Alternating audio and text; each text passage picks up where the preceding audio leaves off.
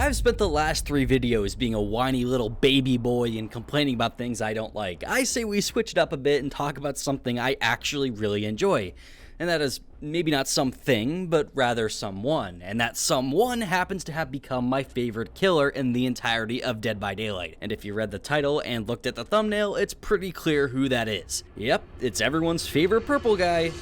Vecna from Dungeons & Dragons. For some reason, I like pretty much everything about him. His power, his strength, his design, his voice lines, his waistline that I'm insanely jealous of. You know, everything. Today, I want to talk about why Vecna has taken the place as my favorite killer in the game right now, and how I think he's one of the best balanced killers in Dead by Daylight. Right off rip, I want to admit, I'm not the biggest fan of Dungeons & Dragons. I mean, I don't dislike it, but I've never played it or been super deep into it. I always kind of knew what the deal was, but I never tried to play it myself. Spending 6 hours in a room making stuff up, it sounds like something I'd really enjoy, but I never took the step forward to learn all about it and actually play Dungeons & Dragons. However, I've already decided that my character would definitely be a goblin. Don't ask me why. So when I heard Dungeons & Dragons was coming to the game, I wasn't incredibly excited. I mean, I was happy for the people that were looking forward to it, mostly because I'm not one of those weirdos who gets all bent out of shape because a franchise is being added that they don't really care for. So, you know, a normal person. But I didn't expect the chapter to meet my expectations because I didn't really have any. I think that worked in my favor though. You can't be disappointed if you didn't expect anything to begin with. Well, most of the time.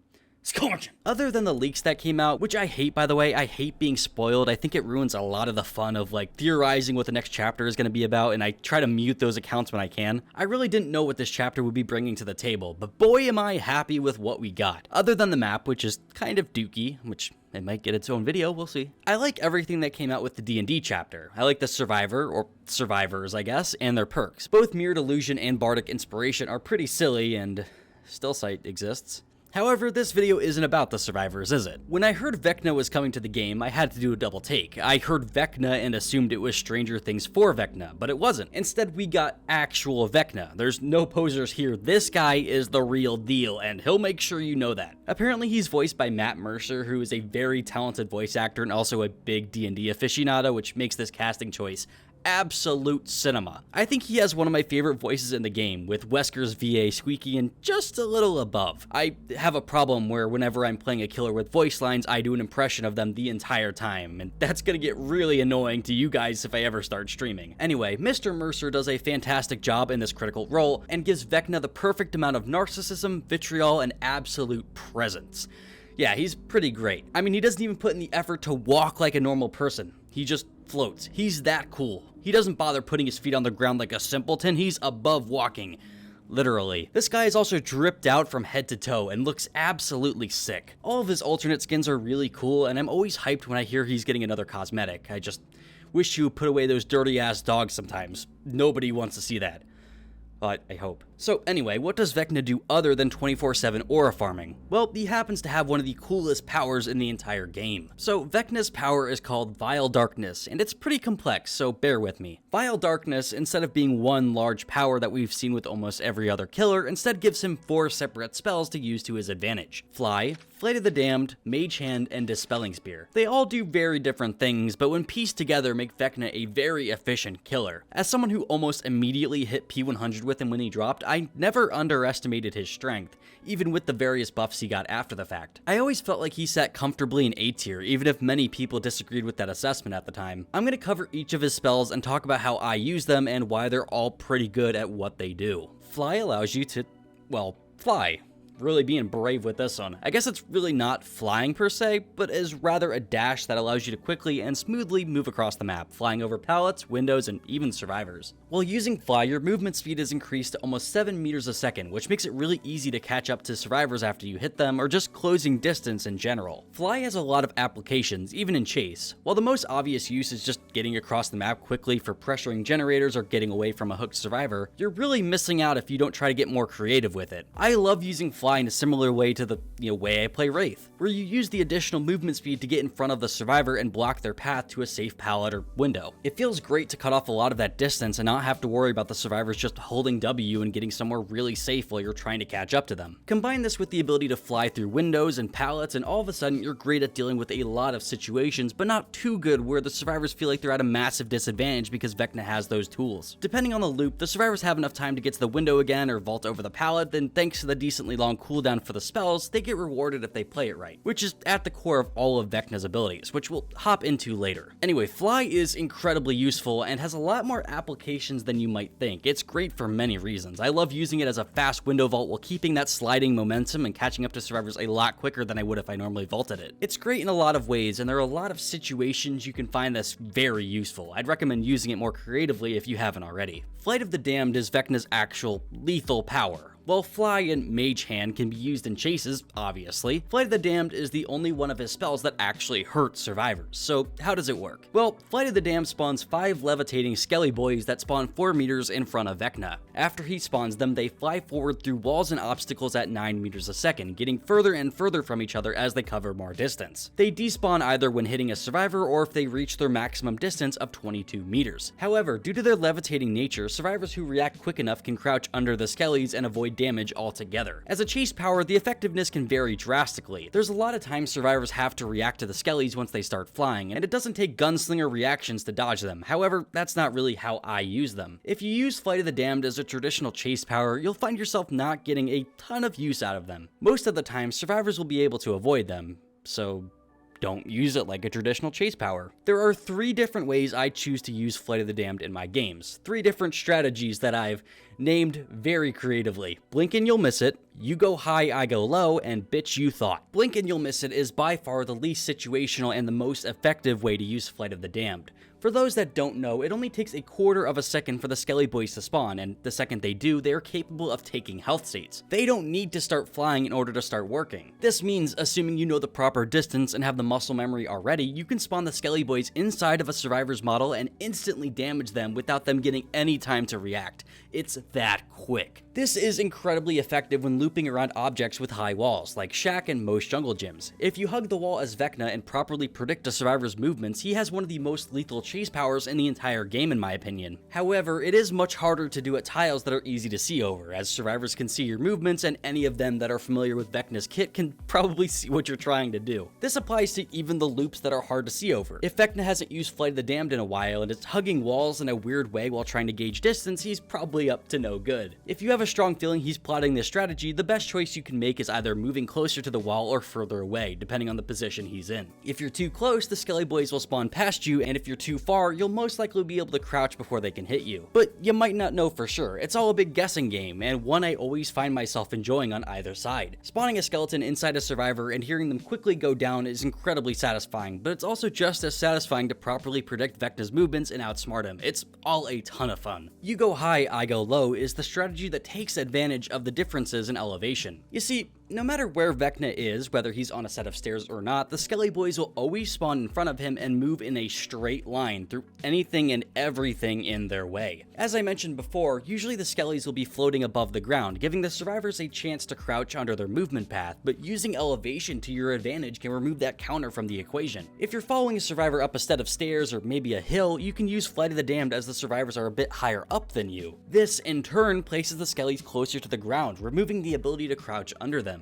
This, while much more situational than Blink and You'll Miss It, can still be very effective, especially on maps like Gideon, RPD, and Midwich. In order to dodge this as a survivor, keep running and try to get in between the Skellies. If you keep your momentum up, you might be able to avoid the hit by getting enough distance and letting the Skellies get further away from each other, and you can kind of slip in between them as they move forward. Bitch You Thought is a form of window vault denial for Flight of the Damned. The way you can use this is by casting the Skelly Boys when you see a survivor running towards a window, but you aren't going to be close enough enough to hit them before they vault. By using Flight of the Damned here, you can force the survivors into a hard to win scenario by forcing them to dodge under the skellies, which will usually break their momentum long enough for you to get a hit before they vault, or force them into a medium vault instead of a fast vault, which might get you a hit if you're close enough. This is a good way to get some more distance on a survivor when you're barely far enough not to hit them. It's also great to use when Fly is on cooldown and if you want to cut some distance between you and the survivor. I guess it's also effective for just generally breaking a survivor's momentum, but I found that it's very useful for forcing a medium vault most of the time. So those are a few of the applications I have found very useful for Flight of the Damned. If you guys have found any other way to use them, please let me know. I love experimenting with this stuff. Again, Flight of the Damned has a long cooldown at 30 seconds, which makes it pretty tolerable as a chase power. I guarantee if the cooldown was any shorter, it would be extremely problematic with just how strong it can really be in the right hands. I think people greatly underestimate just how good it is because they try to use it more like every other ranged attack, but that's not really where this power shines. Again, try some of these strategies. You'll be surprised just how useful you find it. Mage Hand might be the biggest middle finger to god palettes in this entire game, and I absolutely love it. When casting Mage Hand, you either pick up a pallet that was dropped in half a second, or you block a pallet from being dropped for 4 seconds. It sounds simple, and it is. Anyway, you can use this power in most chases to really throw the survivor off their game, but it does depend on how long the loop is. Picking up a pallet sounds like you'd be shooting yourself in the foot, but it's really not. On stronger pallets like the one at Shack or god pallets in general, Vecna can pull up the pallet as soon as the survivor drops it, giving him the opportunity to hit the survivor pretty quickly after the fact. Tiles like those are pretty bad against Vecna as he has control over how you play them, some of the time. It's a double-edged sword. If Vecna pulls up a pallet, he's probably gonna get a hit, sure. However, if he does that, the pallet is also still up for anyone who wants to use it later, and if Mage Hand is on cooldown, well, I'm sure you can imagine. It can also be used while the survivor is vaulting a pallet, which is pretty funny because it slides the survivor off the pallet and next to it, which gives Vecna a hit a lot of the time. It's very disorienting for the survivors. So what do you do against it? Well, it does depend on the tile. Most of the time, you might want to bait Vecna into holding the pallet instead of picking it up, which might be more beneficial to you depending on if you have the gauntlets or boots of the interloper, which give the survivor 7% haste when Mage Hand is used, which is often more than enough to get back around to most tiles. Again, depending on how short the loop is. Vecna picking up the pallet might cause the chase to extend a bit longer, and if he doesn't get a hit during it, he wasted the spell and a lot of his time. From my experience, holding pallets is a lot riskier than just pulling them up. This is because Vecna slows down when casting Mage Hand, and that might be enough for the survivor to get back around to the pallet and drop it later. Again, you just extended the chase when it may have been quicker just to let the survivor drop the pallet and break it to continue chasing. However, it's still useful. Again, it does depend on the tile you're chasing at, as it tends to be much more useful at strong loops like Shack. Survivors will typically try to bait you into holding the pallet and might spend a bit of time trying to trick you, but if you predict these kind of plays, it's not hard to work around them. You just have to know what to look for.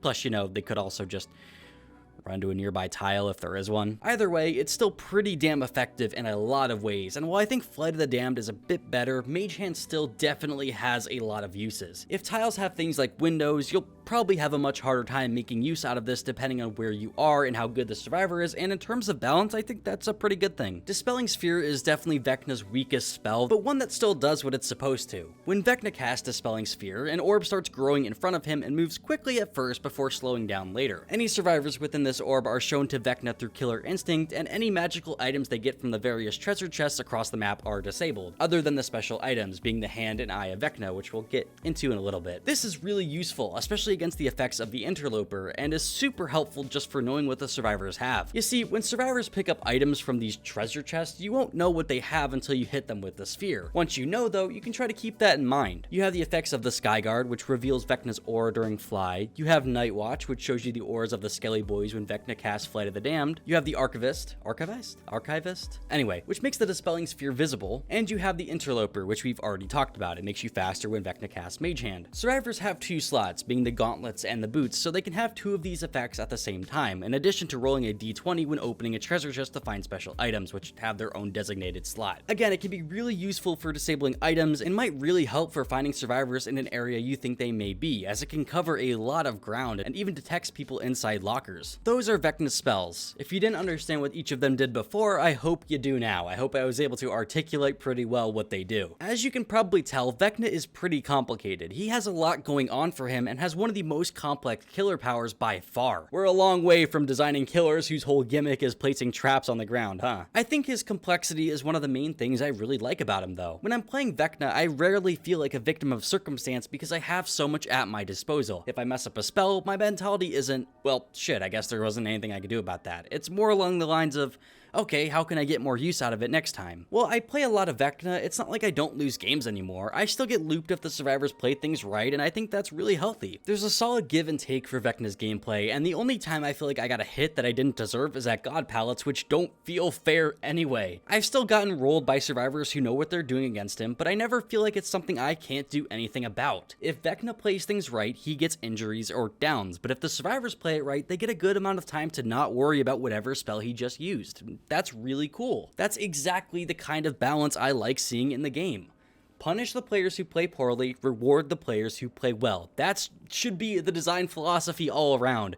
When you start removing that by loading people up with second chance perks and things like that, all of a sudden the game starts feeling like crap. I won't get too far into this, that's a conversation to have another day. The only thing I think I can say feels genuinely bad on Vecna is how dumb the Hand of Vecna can feel at times. If survivors get the Hand of Vecna, jumping into a locker randomly teleports them to another locker at least 10 meters away. So they might teleport across the map, which can feel very stupid, and you can feel like there's nothing you could do against that. It sucks. They do become broken though, so there is that, and there's always a chance they teleport closer to you than they might like, so it's RNG dependent, which is whatever. It's Dead by Daylight. I mean, we're used to this at this point. The Eye of Vecna is a lot more situational, and I barely see anybody get a ton of value out of it. If anything, they just end up getting themselves killed because they assume the eye works like the hand and end up jumping into a locker and getting grabbed. I can definitely see this being much more annoying against someone who knows how it works, but again, it makes them broken and shows you the killer instinct when the effect stops, so it's whatever for the most part. Both of these are rare items, and only one person can use them at a time, so it's not like it'll lead you to getting bullied or anything crazy like that. Plus, they have to be healthy to use them, which makes it more situational than you'd think. Oh man, I love playing Vecna. He feels so smooth in his gameplay. Everything about him feels so natural and fluid, and even as a survivor, I feel myself getting hyped whenever I get to go against him. As someone who has poured hours into this guy, I feel like I know what to expect when going into a chase. Maybe I'm a little buttered up because I like him so much, but he feels like the perfect amount of oppressive. Strong enough to be difficult to play against, but complex enough to be hard to play. With a good amount of skill and understanding, you can be an absolute monster with him, but not too much of a monster where survivors will feel utterly hopeless, especially with there being a good amount of side objectives to do in order to make their time easier. That side objective being the treasure chest and the benefits they give to the survivors, one of which makes one of his spells a lot weaker, which is fine because he already has a lot going for him. Sure, survivors can ignore the chest entirely, but they might be missing out on some huge benefits if they choose not to interact with them, which is an interesting choice they get to make. On the killer side and the survivor side, I find Vecna incredibly fun to chase with and get chased by, and while you might be able to argue that some circumstances make him unfun to go against,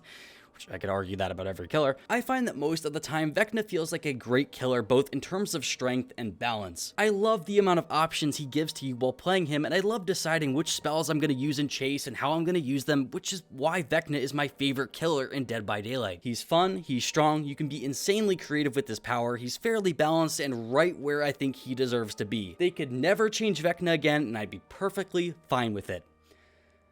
Other than the fact that his Dispelling Sphere is bugged right now and it like blinds you sometimes when you use it. We need that fixed, behavior, please. I hate getting flashbanged when I use the sphere. It really sucks. Please fix it. I don't know what the bug is. I don't know why it looks like that, but fix it for me, please. Anyway, that's it for me, gamers. Have a great day. And play Vecna, by the way. He's awesome.